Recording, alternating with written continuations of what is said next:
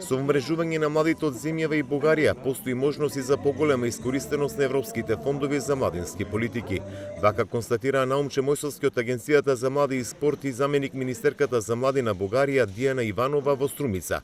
Тие беа присутни на форумот размена на искуства во областа на политиките за млади на локално ниво, каде беа присутни градоначалници, но и представници на младинскиот сектор од двете држави.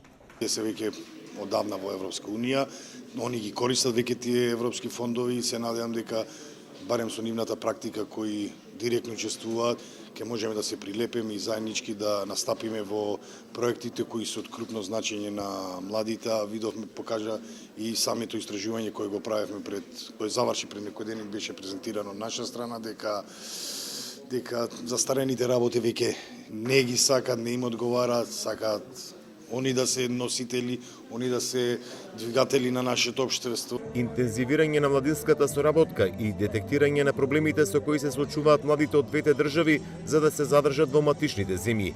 Иванова кажа дека во земјава се дојдени за да преземат дел од искуствата со младинските политики на локално ниво.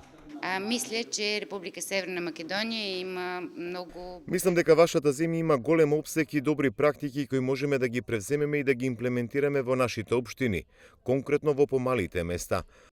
Които сме поканили од нашите малки и поголеми општини.